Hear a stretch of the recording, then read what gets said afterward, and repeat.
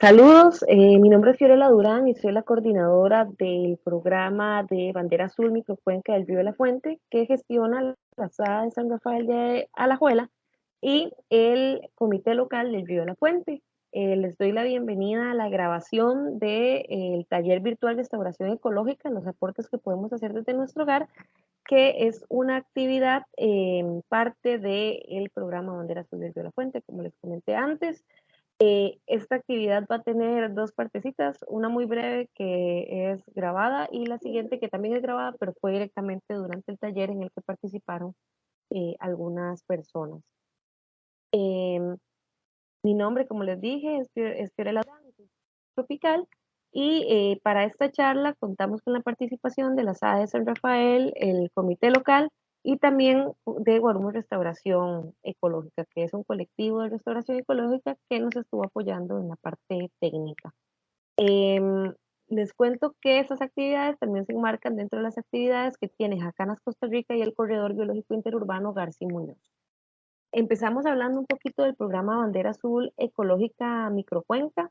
Esta es una categoría, del programa Bandera Azul que nace en el 2017 y busca desarrollar una serie de actividades para proteger, restaurar y conservar los cuerpos de agua que tenemos en el país a través de un incentivo, ¿verdad? Una motivación que es este galardón para que comunidades, instituciones y otros entes se organicen para trabajar en pro de los ríos, lagunas y otros que pueden entrar dentro de esta categoría de bandera azul y en la que el Río de la Fuente participa desde el 2018.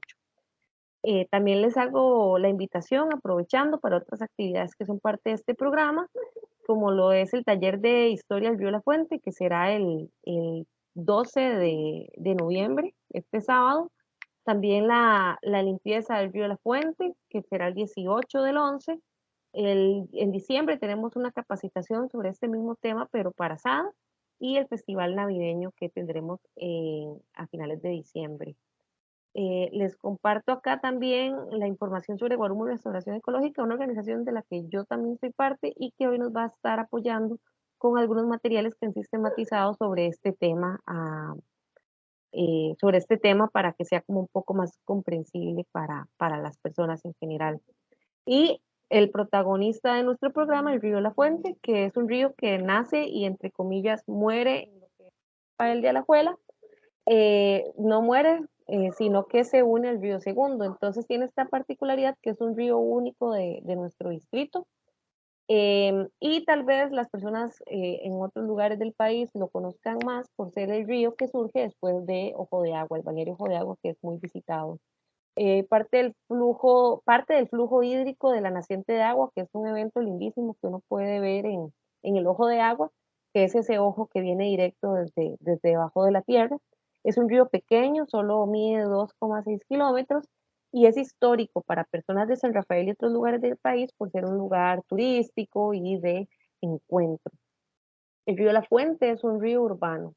Esto, pues lo primero que les tengo que decir sobre un río urbano es que un río urbano no significa que esté perdido.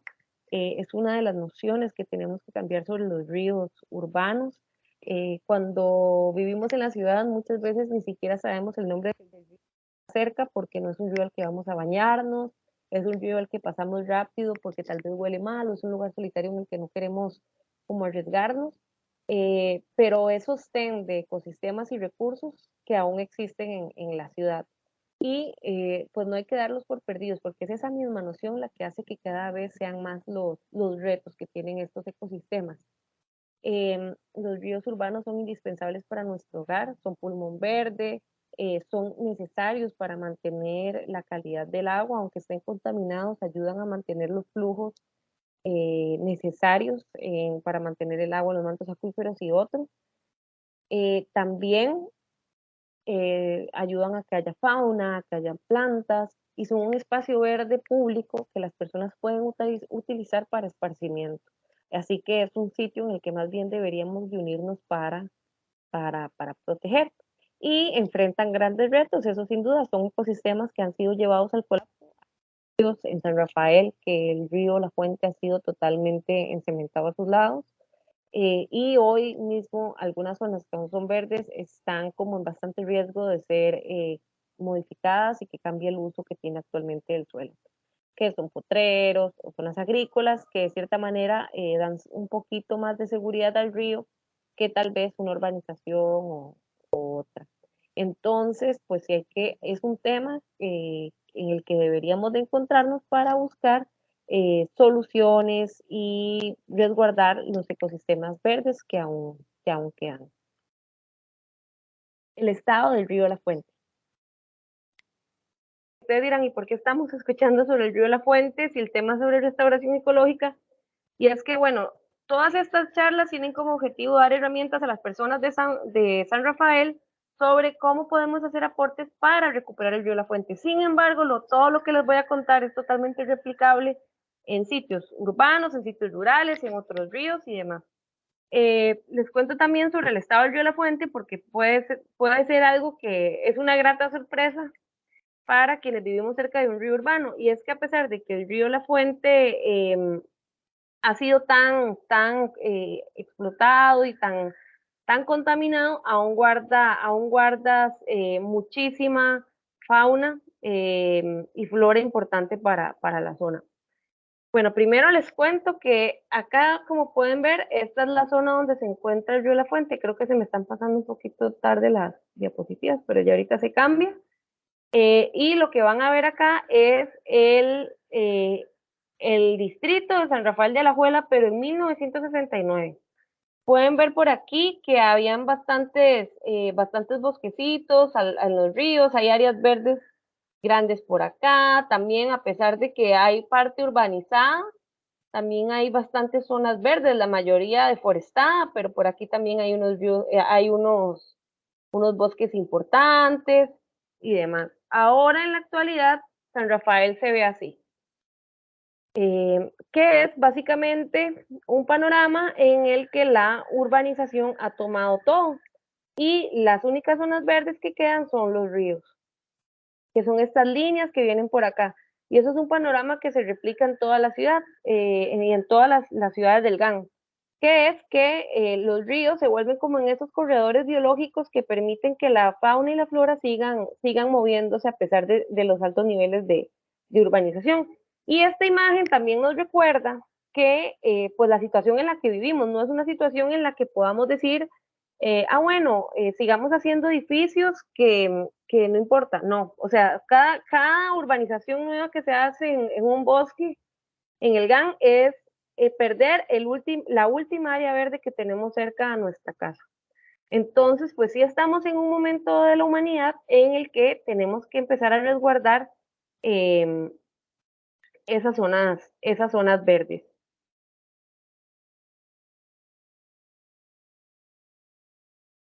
Un momento. Perdón, disculpen, es que estoy como ingresando personas que estaban ahí en sala de espera. Eh, en el estado de la biodiversidad, como les contaba, es que sí tenemos una pérdida de hábitat severa para plantas, animales, de todo tipo. Eh, y estos ecosistemas son indispensables para la regulación y sostenibilidad y resiliencia de los animales, pero también estos animales aportan a que los ecosistemas urbanos se mantengan. Yo creo que no hay que ir muy lejos. Ustedes saben el calor que hace en las áreas con cemento y la diferencia que puede dar un árbol o un grupo de árboles a esa sensación térmica que tenemos. Y también, pues no podemos esperar que, por ejemplo, las abejas, que son organismos tan importantes para la producción agrícola y demás, o algunos otros animales que mueven semillas, que se encargan de manejar plagas como ratas o zancudos, puedan darnos este servicio si no tienen áreas verdes donde puedan vivir. Les comentaba que a pesar de que el río La Fuente es un río bastante urbano, tenemos 8 especies de peces en un río que está bastante contaminado, 102 especies de 102 especies de aves, perdón, 3 especies de mamíferos, 6 especies de anfibios y reptiles, 48 artrópodos por ahora, sabemos que hay más, y plantas tenemos 147 identificadas por ahora, pero también son muchas más. Entonces, un ecosistema bastante urbano y bastante perturbado, vean el valor que tienen. Ahora pensemos cómo podría llegar a ser ese ecosistema si empezamos a trabajar por resguardarlo de una manera más eficiente. Y es por eso que tenemos el tema de hoy, que es restauración ecológica.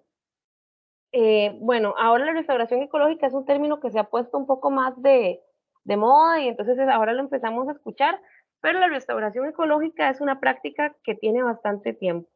La restauración ecológica son todas aquellas prácticas y acciones y técnicas que se aplican con el fin de recuperar un ecosistema perturbado, dañado o totalmente perdido.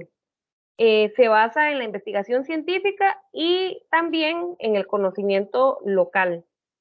Y se basa en una ciencia llamada ecología de la restauración, que es algo diferente, o sea, es lo que estudian los científicos y las científicas, estudian cómo se pueden recuperar los ecosistemas y por medio de la restauración ecológica es que se empiezan a aplicar esas cosas que fueron encontradas o lo que personas de la comunidad sabían y demás. Acá en Costa Rica tenemos como ejemplos muy interesantes. Bueno, en el GAN se han estado llevando algunos procesos de recuperación también. También hay recuperación y restauración de manglares. También hay restauración por medio de algunas técnicas un poco fuera de lo común. Por ejemplo, en Guanacaste, años atrás lo que se hizo fue que se puso un montón de cáscaras de naranja, que eso ayudó a matar un zacate que era bastante invasor, que es este que pueden ver aquí en la primera foto. Y gracias a la aplicación de esas cáscaras de naranja se pudo matar el zacate, que era muy insistente y no permitía que crecieran árboles, y empezaron a crecer algunos árboles. Y además, este tema resulta importante porque estamos en la década de la restauración ecológica. Esto es un acuerdo internacional que hubo en la Asamblea General de las Naciones Unidas para que del 2021 al 2030 fuera un tiempo en el que los diferentes países van a estar dedicados a buscar cómo restaurar los ecosistemas. ¿Y por qué pasa esto? Porque resulta que como humanidad estamos en un punto en el que hacer conservación, generar más parques nacionales o esto no va a ser suficiente. ¿Por qué? Porque los bosques y las áreas naturales que podemos resguardar ya son una minoría. Entonces necesitamos recuperar área verde que nos permita tener vida digna a futuro a todos los seres que vivimos en el planeta. Y el objetivo, bueno, de esta década es incrementar a gran escala la restauración de ecosistemas. Entonces, motivar a organizaciones, instituciones, municipalidades, organizaciones internacionales, personas individuales, asociaciones de desarrollo, grupos de mujeres y demás, a aplicar la restauración ecológica. Y bueno, hay un concepto importante que hay que conocer para entender mejor la restauración ecológica, que es el de sucesión ecológica. La sucesión ecológica es ese flujo continuo que tiene la naturaleza que busca recuperarse y que va aumentando la complejidad después de que ha sido dañada o perturbada de alguna forma. Entonces, por ejemplo, pasar de ser un pastizal a un bosque a través del tiempo. Primero, después de que está el pasto, van a empezar a llegar algunas plantas que se llaman plantas pioneras y también animales pioneros que son los primeros que llegan, que no son animales muy delicados ni plantas muy delicadas, por ejemplo, helechos, el huitite que podemos ver cuando empieza a surgir un potrero o el madero negro, los mapaches que hasta en nuestras casas llegan, ¿verdad? Son animales que tienen funciones ecológicas importantes, pero ellos pueden soportar bastante la contaminación o un ecosistema perturbado. Luego de esto, van a llegar algunos árboles y algunas otras plantas que son un poco más complejas, van a llegar otros animales a utilizar los frutos, las semillas o los hábitats, ¿verdad? Los refugios que den estos elementos del ecosistema y después ya va a formarse un bosque más complejo. Estos son procesos que tardan años. Retomando un poco la trayectoria de la asociación ecológica, hay factores ambientales como el agua, como el sol, como el viento, que ayudan a que lleguen semillas, a que, por ejemplo, el zacate o las plantas exóticas cambien por otras, y a que lleguen animales que traen, como les digo, semillas también. Y además empiezan a hacerse interacciones cada vez más complejas. Entonces, ¿por qué vamos a invertir recursos en restaurar bosques si se pueden regenerar por sí mismos. Ok, esto lo vamos a hacer debido a que existe una cuestión. En un mundo ideal, no estaría o tal vez los seres humanos no haríamos una presión tan grande a los ecosistemas. Entonces, nuestras actividades lamentablemente presionan tanto a los espacios naturales que ellos no pueden seguir con el flujo continuo de energía para recuperarse. Estas situaciones igual pueden ser naturales, se llaman barreras de sucesión. No todas son, como les digo, de carácter o de origen humano. También hay eventos naturales, por ejemplo, cuando viene un tornado y bota todos los árboles, o cuando siempre se hacen incendios forestales.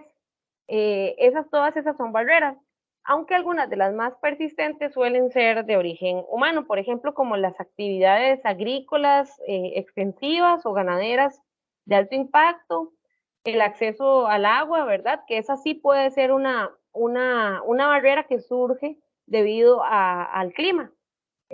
Por ejemplo, las sequías o más bien los excesos de lluvias que también pueden hacer que las plantas y los ecosistemas se vean afectados, la contaminación, los pastos invasivos, que es uno de los problemas principales que tenemos en Costa Rica en cuanto a restauración ecológica, y el fuego. Es decir, todas estas que están acá y otras son cosas que hacen que mi proceso de sucesión natural no se pueda dar. Por esto es que necesitamos darle un empujoncito a la naturaleza y por eso es que se sigue la restauración ecológica. Y el gran objetivo que tiene la restauración ecológica es recuperar los atributos del ecosistema que le permitan ser viables a largo plazo. ¿Y cuáles son los atributos de un ecosistema? Bueno, son tres: la integridad, la salud y la sustentabilidad. La integridad se refiere a que existan las poblaciones naturales que habían al inicio de ese ecosistema, o bueno, no al inicio, pero sí antes de que se perturbara o se destruyera. Eso quiere decir que estén todas las plantas presentes y los animales que estaban ahí.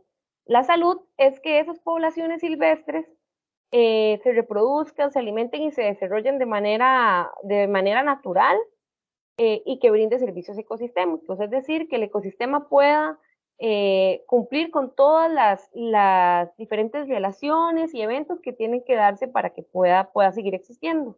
Y la sustentabilidad, que es que este ecosistema, que es saludable, pueda estar tan saludable que en caso de algún fenómeno natural o de origen humano que lo estrese, pueda recuperarse y pueda mantener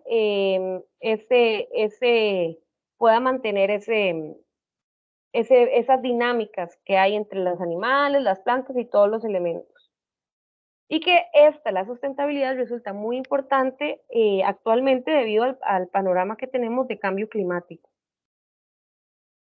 Entonces, ahora ya que sabemos esto, vamos a hablar un poquito de por qué serán importantes los aportes desde nuestro hogar en la restauración ecológica. A veces con la restauración pasa que se nos hace como muy amplia, y como que cuando somos personas individuales interesadas por el medio ambiente, no sabemos muy bien cómo aplicarla. Sin embargo, como vamos a ver más adelante, todas las acciones cuentan para la restauración de ecosistemas. Entonces, la importancia de los aportes desde nuestro hogar son que podemos dar soporte a los ecosistemas urbanos, que como les mencioné antes, lamentablemente la mayoría son ecosistemas colapsados.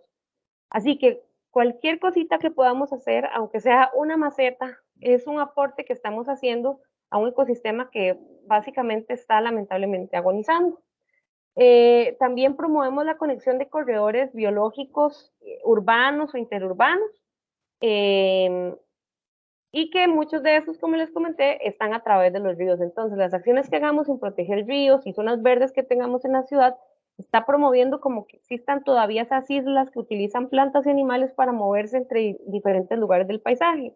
Porque, por ejemplo, utilizando otra vez el GAN, bueno, quienes vivimos en el centro de Costa Rica nos damos cuenta que estamos rodeados de cemento, pero cuando vemos a las montañas están bastante verdes algunas. Pero de nada sirve que esas montañas se mantengan verdes y no van a tener los animales de, por ejemplo, el Braulio Carrillo, cómo llegar o movilizarse hasta donde están los cerros de Escazú. Ese flujo va a permitir que ellos tengan mejor genética, igual las plantas, que no haya empobrecimiento de especies, que no se pierdan especies. Entonces son vitales poder habilitar estos caminos en medio de la ciudad. Y también nos ayuda a mitigar el cambio climático y el deterioro ambiental, que directamente nos afecta, ¿verdad? Porque si no hacemos algo contra el cambio climático para reducir y mitigar sus efectos y el origen de lo que lo está adelantando, estamos poniendo en riesgo nuestro futuro y el de las personas que vengan más adelante, de tener una vida digna, de que no nos falte el agua, de que tengamos seguridad alimentaria y también de poder tener naturaleza para disfrutar, porque es un elemento que hace que las personas puedan desarrollarse personalmente, encontrar destrezas y además que tiene incluso un valor cultural y espiritual para muchas personas que nos gusta la naturaleza. Y es por eso que les invito a que los aportes que vayamos a hacer desde nuestro hogar los hagamos desde la restauración ecológica. ¿Y por qué desde la restauración ecológica? Porque es un camino integral para las mejoras ambientales. La restauración ecológica eh, tiene varias variables que la hacen como algo muy diferente a, eh, a otras prácticas. Voy a agregar a una persona más que también está acá en sala de espera. Ajá, listo. Ajá. Es un camino integral, como les decía, y utiliza conocimientos de muchas áreas diferentes. Para aplicar la restauración ecológica necesitamos saber sobre el clima, sobre las características geográficas, la vegetación, los suelos, el paisaje, las condiciones ecológicas y también las condiciones sociales. Eh, para entender un poquito más en qué consiste esto de la restauración, vamos a utilizar 8 principios que han generado la Sociedad de Ecología de la Restauración, que es un ente internacional encargado de llegar a consensos en cuanto a restauración ecológica. Ujú. Son 8 y los vamos a ir viendo uno por uno y los vamos a ir ejemplificando un poco a las cosas que podemos hacer desde nuestras casas. El primero de ellos es que compromete a los grupos de interés. ¿Esto qué quiere decir? Que cuando vamos a hacer cualquier tipo de iniciativa o actividad para mejoramiento ambiental, no podemos hacerla sin pensar en las personas que podrían verse afectadas. Por ejemplo, en mi trabajo, yo no podría no sé, hacer una reforestación o un proceso de mejoramiento del río si yo no integro a las comunidades que van a vivir ahí, porque a lo mejor yo voy a sembrar en un lugar donde la gente tiene vacas o donde las personas eh, utilizan ese sitio para algunas actividades, por lo que los árboles no se van a mantener a largo tiempo. Además, pues todas las actividades ambientales que hagamos suelen tener un valor para las personas de que pueden darles enseñanzas o pueden aprender cosas nuevas y también acercar a las personas a que conozcan la tierra, conozcan la naturaleza, es también promover que puedan em, buscar o tener presente siempre que el buen vivir de una persona involucra más que solamente cuestiones materiales, sino que también necesitamos de la naturaleza para, para estar. Entonces, estos procesos lo mejor es ir integrando a las personas poquito a poco.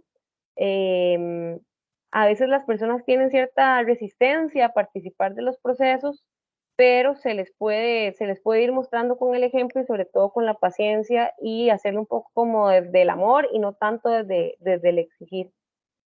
Además, invitar a que participe todo el núcleo familiar o toda la comunidad en algún proceso va a hacer que no nos sintamos frustradas o frustrados cuando tal vez sintamos que está todo recargado hacia nosotros o la persona que esté facilitando un proceso de mejoramiento ambiental.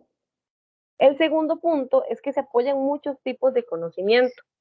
Entonces, sí, la restauración ecológica se basa en ciencia, pero también necesita de saberes locales, de experiencias y de tradiciones.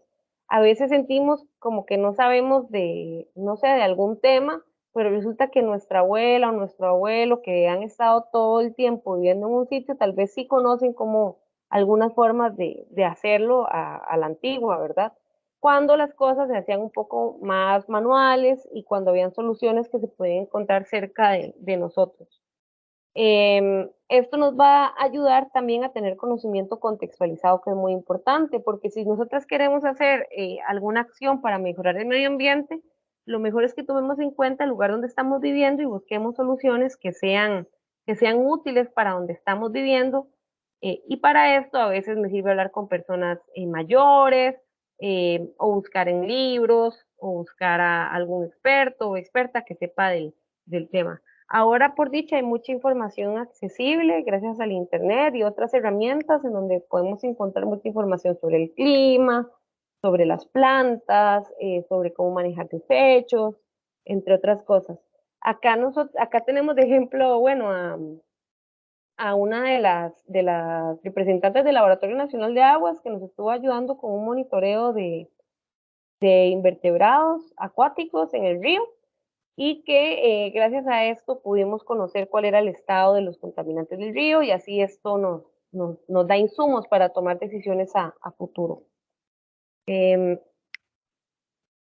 También el tercer punto es el ecosistema nativo de referencia. ¿Qué es el ecosistema nativo de referencia? En restauración ecológica, bueno, yo no voy a inventar lo que es mejor para la naturaleza. La naturaleza es sabia, como dicen. Y los planos para saber a dónde debería de estar un ecosistema sano, usualmente lo tenemos en el bosque o en el área más saludable que podamos encontrar cerca del lugar que queremos intervenir. Si lo que queremos es mejorar, por ejemplo, la vegetación y los ecosistemas o los organismos, o facilitarle a los organismos que utilizan nuestro jardín las condiciones, podríamos buscar algún ecosistema que esté saludable cerca de nuestra casa. No tiene que ser un bosque prístino, sino el que esté más saludable cerca de nuestra casa. Por ejemplo, si por mi casa hay un río, yo podría acercarme al río y ver qué plantas son las que están ahí, que usualmente son las plantas que son propias del lugar donde vivimos y que van a aportar más a los animales y plantas de ese lugar. Eh, Además, esto va a hacer que las acciones tengan un mayor alcance en cuanto a brindar una función específica. Por ejemplo, podríamos buscar plantas para que sean propias del lugar donde vivimos y que ayuden a resguardar el agua o que ayuden a los polinizadores y vamos a tener una certeza de que sí van a hacer cierto aporte. A veces, cuando no tenemos nada, ningún sitio donde podamos tomar la referencia, podemos usar la literatura, leer libros, por ejemplo, de Costa Rica antes, hablar con nuestros abuelos o abuelas, tíos o tías sobre cómo era o recordar lo que nos decían sobre cómo eran los ecosistemas cercanos a nuestros hogares antes o algún vecino o vecina mayor. También están las zonas de vida, que es un sistema de clasificación por altura y por clima y por caracterización vegetal, que todo eso se puede como encontrar en internet. Y áreas naturales cercanas. Si cerca de mi casa yo sé que hay un parque nacional o algún área o un parque urbano con cierto grado de vegetación, puedo utilizarlo como base también para tomar estas decisiones. Para esto nos ayuda a tener en cuenta y entender bien lo que es una especie nativa, eh, porque los ecosistemas están compuestos por muchas especies, pero no todas las especies son iguales para el ecosistema. Bueno, la famosa especie nativa de la que escuchamos hablar tanto es una especie que es autóctona de una zona en la que habita, pero que se puede encontrar naturalmente en otros lugares. Es por eso que yo hoy les quiero invitar a tener un poquito de cuidado con la especie nativa, porque por ejemplo, a veces vamos a comprar una planta, un arbolito muy emocionados porque es una especie nativa, pero tal vez esa especie nativa es de un lugar como Limón, que es más húmedo que San Rafael de Alajuela, y en San Rafael de Alajuela naturalmente no se encuentra esa planta, entonces lo que deberíamos de buscar sí son plantas nativas, pero que también sean propias, nativas locales del lugar de donde vivimos.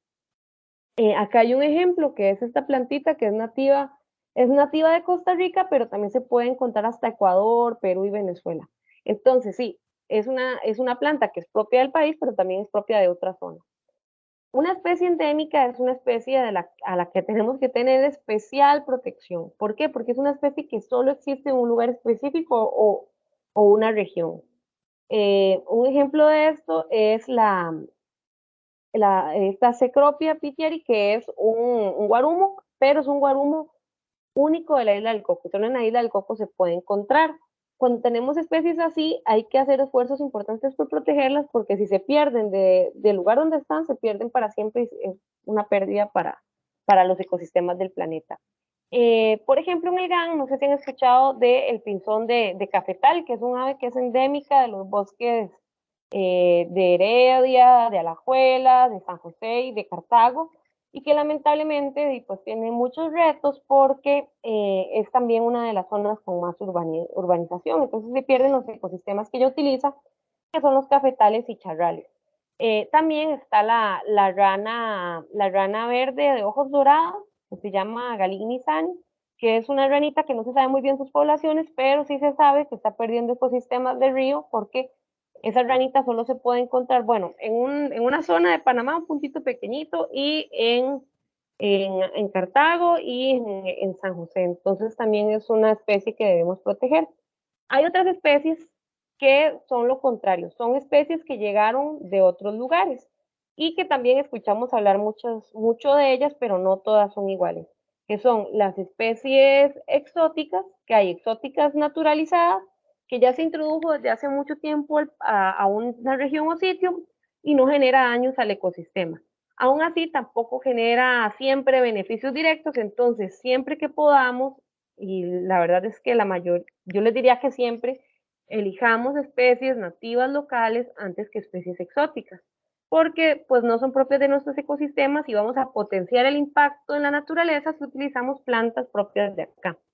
Sí, aún así hay plantas que no son dañinas directamente, son solo dañinas porque tal vez le quitan el espacio a una planta natural, pero no generan daños tan graves como otras. Por ejemplo, el mango es una especie exótica naturalizada, también está esta florcita que es bastante común de ver en los potreros y son plantas que no hacen como un daño mayor. Por otro lado, hay especies exóticas que son invasoras y que generan muchos problemas. De estas hay un montón, sobre todo en plantas, bueno, también las hay en animales como las ratas por ejemplo, los cerdos de la isla del Coco que se hicieron salvajes, o los gatos ferales que matan a un montón de aves y de vida silvestre. En plantas podemos mencionar al pino, al ciprés, que deterioran mucho el suelo, al igual que la teca y otras especies que son maderables, pero que han tenido un uso mucho de reforestación para mejoramiento ambiental, pero no ayudan, de hecho, más bien pues agravan la situación. Otro ejemplo que ahora está muy en boga es este de la llama del bosque, que sí es una especie que es exótica, es muy linda, pero también envenena a las abejas. Así que directamente está más bien haciendo lo contrario de lo que tal vez querían las personas que sembraron un arbolito con tantas flores. El cuarto punto, ya retomando lo que son los principios de la restauración ecológica, es que la restauración colabora con los procesos naturales. Nosotros y nosotras tenemos que propiciar los procesos naturales, no tenemos que inventarlos de cero. No es que yo voy a decir, voy a hacer un bosque, pero solo de árboles blancos. ¿Por qué? Porque en un bosque tiene que haber diversidad, tiene que haber formas diferentes, estructuras diferentes, que nosotros como seres humanos aún no logramos comprender y yo creo que nunca vamos a terminar de comprender los delicados lazos que unen a los diferentes organismos que viven en un bosque para que éste pueda dar su máximo potencial en regular nuestro planeta. Entonces, vamos a buscar hacer ecosistemas naturales no recreados. Por eso les digo, es mucho mejor si nuestro jardín, en vez de tal vez tener rosas y girasoles y demás, busquemos también apoyar con plantitas nativas, plantas que tal vez hemos relacionado por mucho tiempo como monte, pero que las mariposas y otros organismos usan siempre, o que los pájaros utilizan para comer. que sabemos que además cuando un pajarito va a llegar a comérselo, se lo va a llevar a otro lado, donde vamos entonces a estar directamente brindando como semillas para que los ecosistemas cercanos a nuestro jardín puedan irse recuperando también. Eh, el quinto principio es que se evalúa con indicadores medibles. Ok, algo que tiene interesante la restauración ecológica y por lo cual creemos en motivarlo, en que las personas lo apliquen, es que la restauración ecológica no es nada más hacer algo por el medio ambiente, sino es planear algo por el medio ambiente para tratar de que sea lo más eficiente posible y que nuestros esfuerzos ayuden al máximo a la naturaleza. Por eso, lo primero es tener un objetivo cuando estamos empezando, lo cual aplica también para nuestros jardines. Por ejemplo, podría ser que yo quiero ayudar a que aves y murciélagos tengan sitios para alimentarse. Entonces yo puedo buscar plantas que ayuden a estos dos grupos para este punto en específico. O que yo quiero que los pájaros duerman en mi casa, entonces buscar plantas que también cumplan con estas características. Y luego que tenemos este plan, podemos evaluarlo en el tiempo, es decir, ok, ahora que yo hice lo que pensé necesario para lograr mi objetivo, voy a ver si está funcionando o no. Algunos indicadores que podemos tener no es que hagan que tengan un montón de papeles y que apunten todo, no. Son cositas pequeñitas que podemos ir viendo. Por ejemplo, qué interesante, yo quería que llegaran mariposas a mi casa, sembré estas plantas y ahora ya llegan 5 mariposas diferentes. O, mira, cada vez están llegando más especies diferentes de árboles. O cuáles plantitas nuevas están llegando por sí solas a mi jardín. Aquí les comparto algunas aplicaciones que creo que pueden ayudar mucho en esto. eBird es una aplicación para llevar listas de aves. Uno la descarga en el teléfono, es gratuita y demás. Y ahí puedes ir poniendo los nombres de las diferentes aves que usted va viendo y así va a tener un registro a largo plazo de las especies que hay. Hay muchos tutoriales en internet para esta y para todas las que les voy a mencionar. También está Merlin, que es como una guía de aves que uno puede tener en el teléfono y le ayuda también a tener sus listas de aves que ha observado a lo largo de toda la vida en la que usted ha usado Merlin. Entonces es muy buena porque a veces no tenemos una aplicación para poder saber cómo qué aves estamos viendo. De hecho, uno puede guiarse un poquito en la identificación con esta aplicación. Con iNaturalist también, ustedes van a poder hacer reportes y van a haber personas especialistas o personas aficionadas que los van a estar revisando y van a dar sus opiniones hasta que lo más seguro es que se los puedan identificar.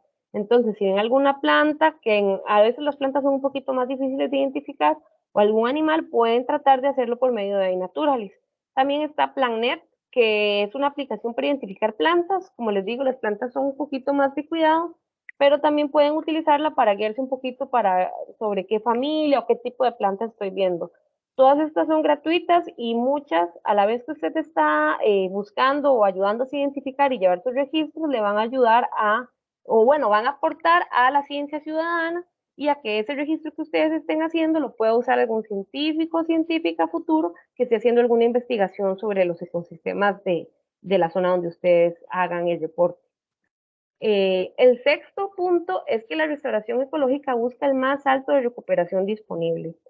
La restauración ecológica total es casi una utopía. Yo creo que aunque no sé, hace 100 años hubiéramos empezado a sembrar algún bosque, todavía no necesariamente lo veríamos como en su estado original antes de que fue talado, de que fue quemado, porque hay muchas situaciones ligadas a esto. Sin embargo, la restauración ecológica busca que podamos hacer lo más que sea posible. Entonces, ok, si bien no podemos llegar a tener un bosque como el de Braulio Carrillo en nuestro jardín, sí podemos buscar que al menos todas las plantitas, aunque sean plantas ornamentales y muy bonitas, sean nativas y que ayuden lo más que se pueda a la naturaleza. O, por ejemplo, si puedo hacer eh, todos los, que los residuos que yo genero tengan cada vez menos plástico, o que ya no esté desechando ningún desecho orgánico, o que esté implementando algunos elementos para mitigar que llegue el agua contaminada al río después de que pasa de mi casa, las aguas grises y demás. Entonces, la cuestión es tratar, según lo que podamos, de llegar al máximo posible de recuperar la naturaleza.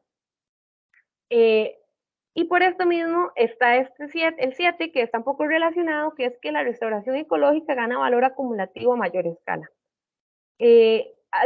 O sea, todos los procesos van a mejorar con el tamaño. No es lo mismo que nosotros, por ejemplo, protejamos un parquecito de 50 metros cuadrados a que tal vez protejamos un área de 200 hectáreas. Evidentemente va a tener un impacto mayor. Sin embargo, todas las acciones cuentan. En nuestra casa vamos a hacer lo más que podamos. Y también esto cuenta como invitar a otras personas a que repliquen acciones, a que participen en el mejoramiento del medio ambiente. Eso también es sumarle valor a la restauración de ecosistemas. Por ejemplo, esto también se los cuento para que ustedes, porque no todo es individual, ¿verdad? Hay entes reguladores, por ejemplo, hay instituciones encargadas de regular los recursos naturales, como la SADA, el ICE, los acueductos municipales.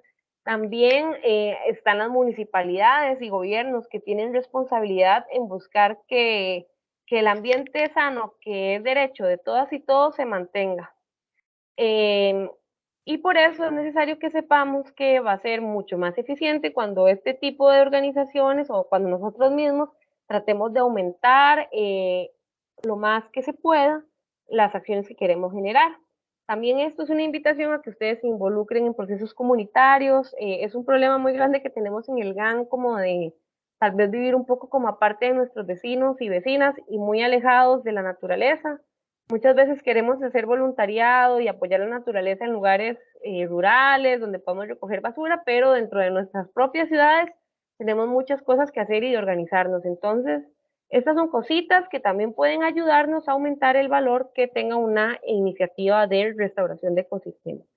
Y el último principio de la restauración es que es parte de un continuo de actividades. Como les decía, la recuperación completa de un ecosistema natural puede ser algo casi imposible. Bueno, no imposible, sin embargo es algo que no lo vamos a poder ver en nuestra vida porque los ecosistemas llevan muchísimos años en recuperarse más que la vida de una persona. Sin embargo, reducir los impactos, manejar el ecosistema, mejorarlo, reparar el ecosistema, o sea, recuperar algunos servicios ecosistémicos, como por ejemplo proteger las fuentes de agua o demás. También empezar ya la recuperación natural, proteger sitios para que puedan recuperarse por sí solos y que los seres humanos no estén interviniendo siempre. Ya va a llegar a un bosque secundario, que va a ser un bosquecito que ya va a tener más servicios y funciones importantes, y en algún momento se va a llegar a la recuperación completa. Pero de empezar a compostar hasta, por ejemplo, generar un parque urbano, todo eso son parte de procesos continuos que van camino a la ruta de la restauración ecológica. Ya para ir terminando, les quería compartir un poco mi experiencia sobre lo que fue la rehabilitación de un jardín doméstico en mi casa. Yo soy de Cartago y hace unos años nos fuimos a vivir a una casa que estaba así, el jardín, como lo pueden ver en esta foto. O sea, cuando llegamos era como un relleno de piedras, estaba súper deteriorado.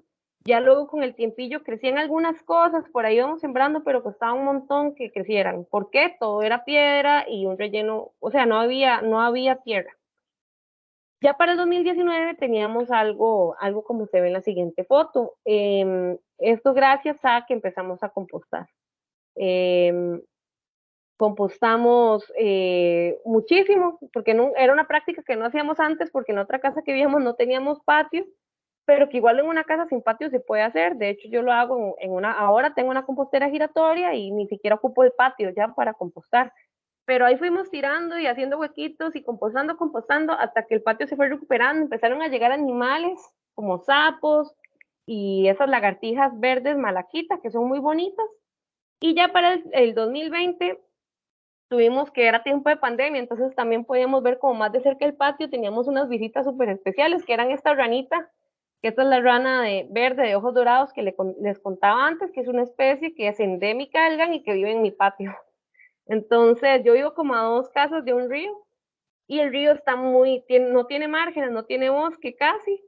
Y también llegó esta flor, que es una flor de un cactus muy lindo, natural, que se abre de noche una vez al año y que fue muy especial. Y en el 2021 todavía seguían llegando las ranitas, lo cual me pone, y todavía llegan, este año también llegaron, por lo cual siento que es un refugio para ellas, como todas esas estructuras diferentes que tenemos en el patio, como que hay plantas grandes, plantas pequeñitas, entonces como que les da como lugares donde se pueden proteger y hasta llegó un mapachín que nunca habíamos visto que llegara ahí. Yo pensé que no habían en la zona en la que yo vivo porque es bastante urbana.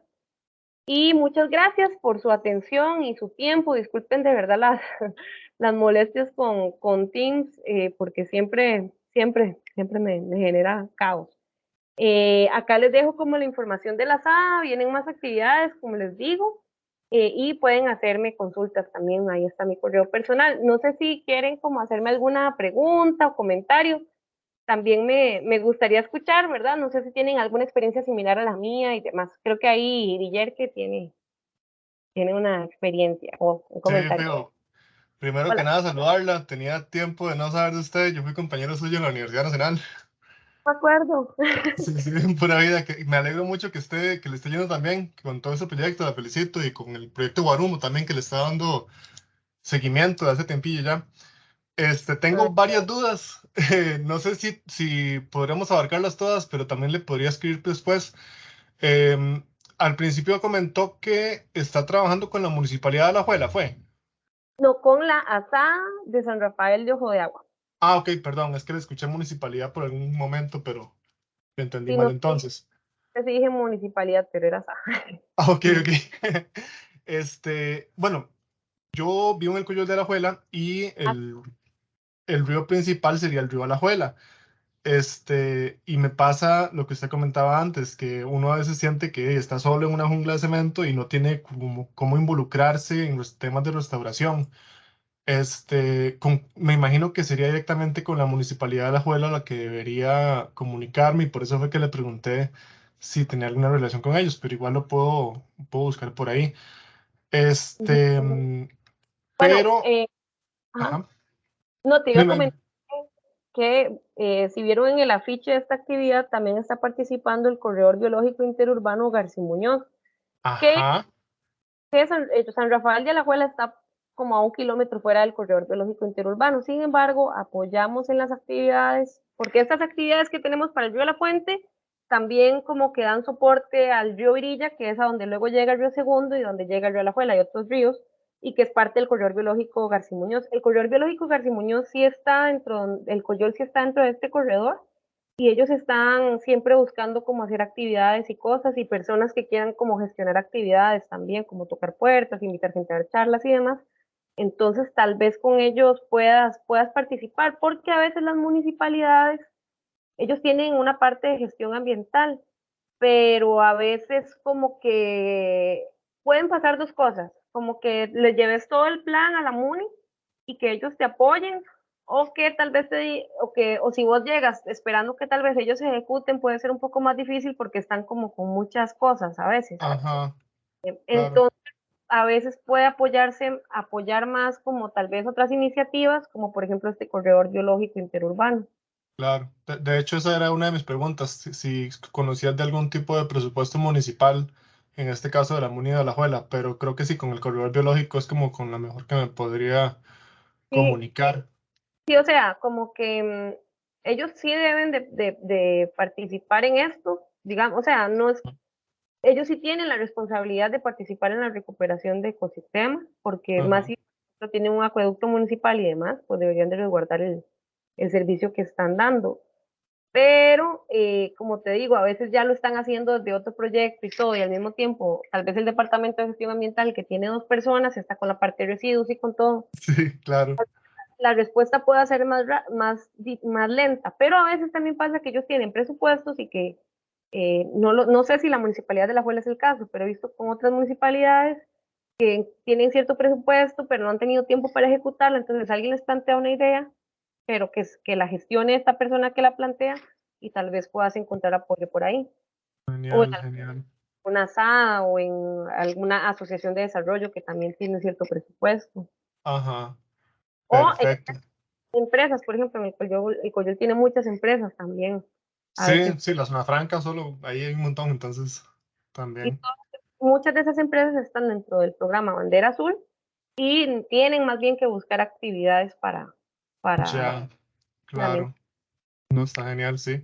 Otra cosilla que le quería comentar es que, bueno, yo en mi casa manejo, bueno, estoy iniciando un microproyecto de agricultura urbana, que donde tengo pues compostaje, hidroponía, acuaponía, una huerta ecológica, y estoy muy interesado en el tema de las plantas nativas locales para atraer polinizadores. De hecho, es lindísimo ver que en un patio de 6 por 6 a veces llegan colibríes y todo buscando flores, y quisiera darle más prioridad a las plantas nativas. ¿Existe alguna, cómo sería? Como